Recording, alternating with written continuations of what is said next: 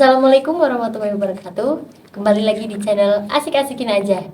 Nah, pada kesempatan kali ini, tepatnya pada tanggal 6 Ramadan, channel kami pasti akan membawakan tema-tema yang menarik dari narasumber-narasumber yang hebat, khususnya untuk mahasiswa AFI sendiri.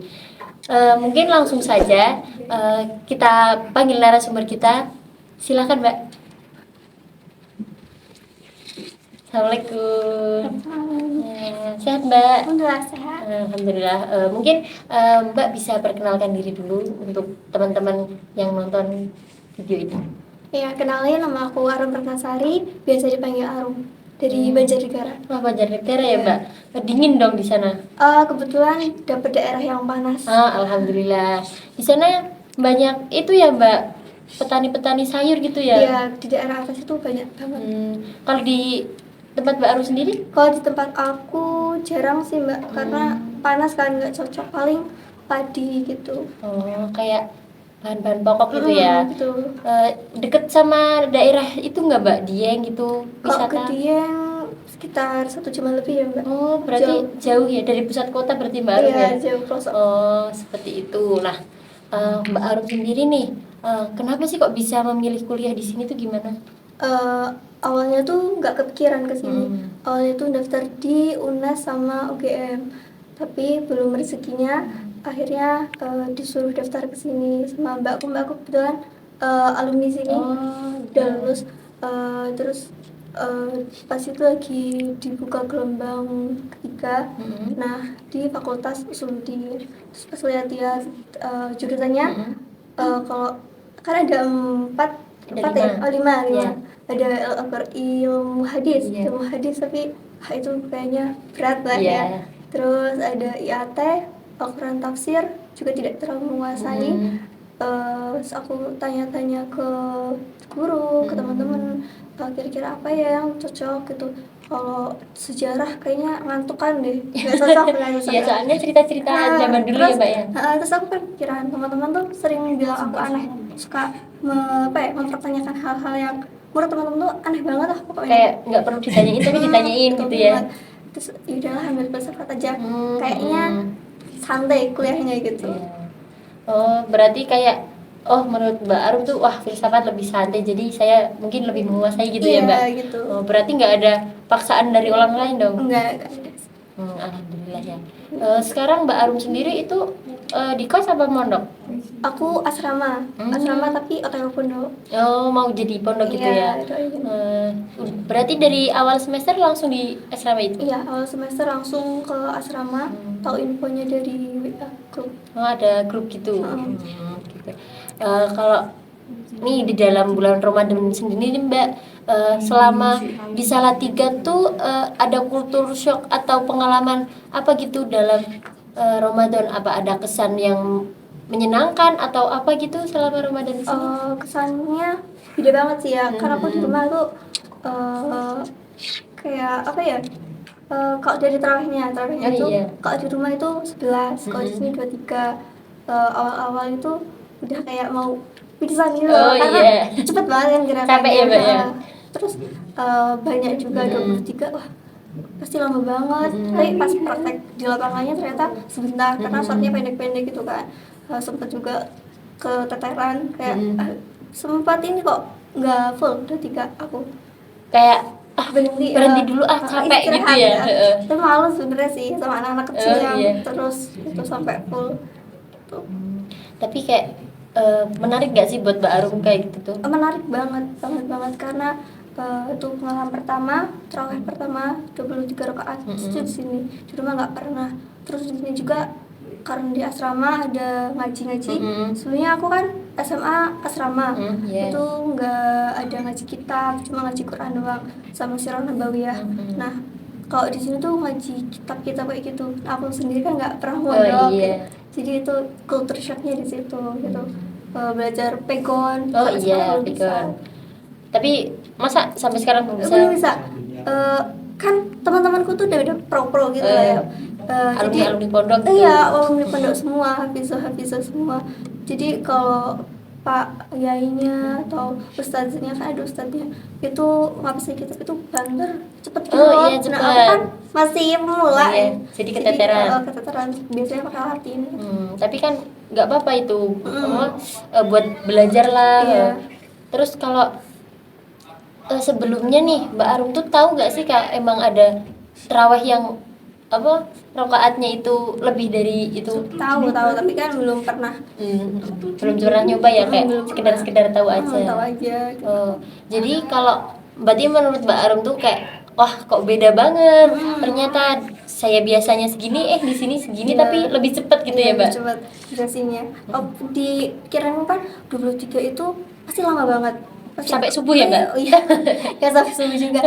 Tapi paling kayak jam 9, jam 10 tuh baru selesai. Ternyata jam 8, jam setengah 9 lah itu udah selesai. Berarti sama ya, kalau durasi waktunya tuh kayak mau di 9 atau mau seberapa itu tetap sama gitu ya Mbak? Iya. Malah lebih lama yang 11. Sebelah, oh iya, yang cepat tuh 11. lebih lama Oh. gitu. Kalau di sini cepat.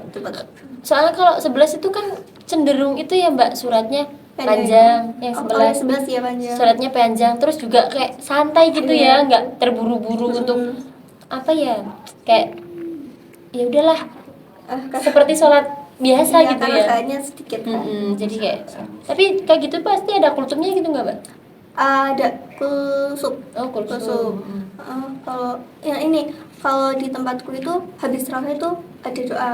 Nah kalau di sini tuh ada kulsub ya, sebelum witir apa setelah witir gitu. Sebelum Sebelum witir. ya. Nah iya, itu di tempatku tuh nggak ada. Oh, nggak Nah, ada. itu juga penemuan baru, Mm-mm. pengalaman baru gitu. Kalau selain terawih nih, apa kayak perbedaan apa sih yang Mbak Arum rasakan di sini tuh? Kalau ini puasa biasanya kalau di rumah kan udah disediain gitu lah ya, udah segala sesuatunya sudah tersaji gitu. Kalau di sini kan harus masak, kan ada jadwal masaknya gitu. Ya setiap hari sih, dalam seminggu aku masak sekali. Nah itu aku bagian masak sahur gitu. Jadi biasanya pagi belanja, malamnya itu setelah tarawih itu setelah ngaji gitu masak buat sahur gitu. Itu baru sih di hidup gitu. Tapi itu pasti kan berkesan banget ya, jadi Iya. buat pembelajaran kehidupan selanjutnya ya Mbak. Melatih skill masak, nggak Iya. pernah sekali masak. Oh, di rumah? Di rumah nggak boleh. Oh, nggak boleh. Nggak ada yang percaya aku bisa masak. gitu. Kayak udahlah masih ada ibu-ibu Iya, aja gitu ya. Masak nasi pun aku nggak diituin. Nggak di sini. Berarti benar-benar pertama tuh di sini gitu ya Iya, Mbak. di sini benar-benar di sini. Waktu udah ngerasain masak, wah ternyata kok enak apa gimana, atau malah wah kok capek atau gimana Iya, perasaannya? capek. Tapi puas gitu loh, bisa ngasah skill gitu. Iya sih. Berarti kalau di asrama banyak kegiatan sekarang Mbak? Banyak tahajud, terus tahajud opsional sih gitu, terus sahur, habis itu sholat subuh, kulsub karena Ramadan. Iya. Itu dikompetisiin, Oh, dilombain. Jadi penampilan siapa yang paling bagus, tema-tema yang juga dipilihin gitu. Terus habis itu ada piket harian. Nah, terus kuliah kayak biasa, maghrib ada agenda buka bersama. Jadi masak buka dalam seminggu sekali itu ada lombanya, lomba masak di kelompok gitu. Nah gitu. Terus habis buka itu biasanya sholat maghrib kan, sholat maghrib terus biasanya nyantai nunggu isya, habis taraweh, tadarus. Kalau emang nggak ngaji, kalau ngaji sama ustadz itu nggak tadarus. Oh, berarti kayak ada dilombain gitu, lebih semangat gak sih Mbak? Iya, lebih semangat gitu. Ada hadiahnya insyaallah. Kan jadinya kan kayak wah aku harus bisa gini juga, itu kan melatih public speaking ya Mbak ya. Berarti itu untuk semua santri atau gimana? Semua santri wajib. Wah wajib. Wah keren itu Mbak. Kayak menarik, malah kayak wah bisa belajar speak up di depan orang banyak, tapi dengan cara kayak wah aku pasti harus bisa, terus biar dapat hadiah. Itu kan lebih memotivasi biar lebih lebih memaksimalkan diri ya Mbak ya. Itu udah rutinan dari puasa-puasa sebelumnya juga.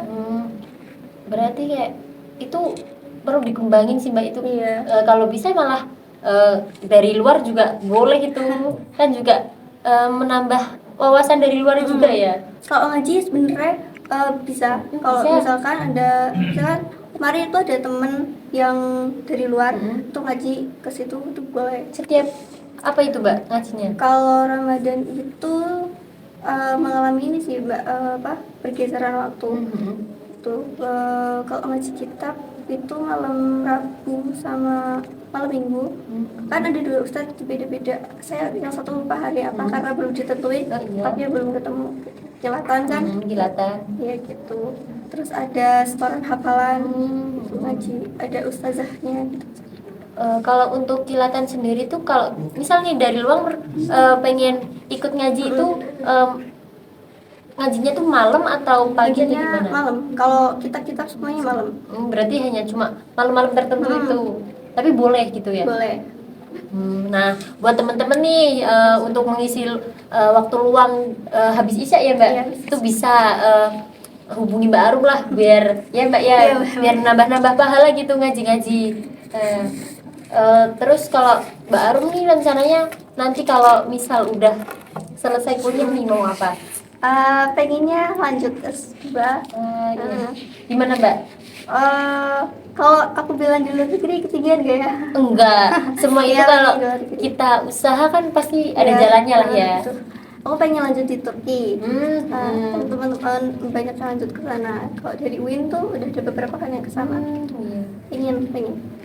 Berarti wah hebat itu Ya, Mbak. ke Kapadokia. Semoga ya, semoga kecapai ya Mbak ya. Amin. Nanti kalau udah di Kapadokia jangan lupa kabar-kabar ya, biar saya nyusul. Iya.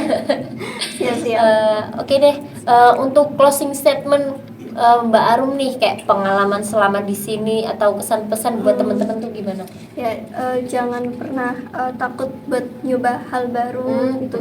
Terus main yang jauh biar ngerti banyak hal gitu. Itu aja sih kalau menurut aku.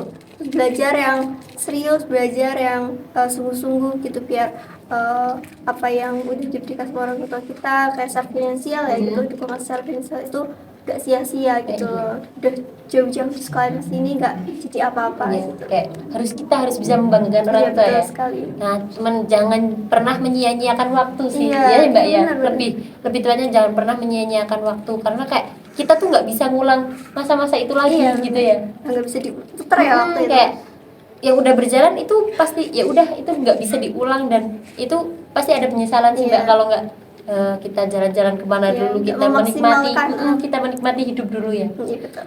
Oke, mungkin cukup sekian dulu ya Mbak pembahasan dari kita ya.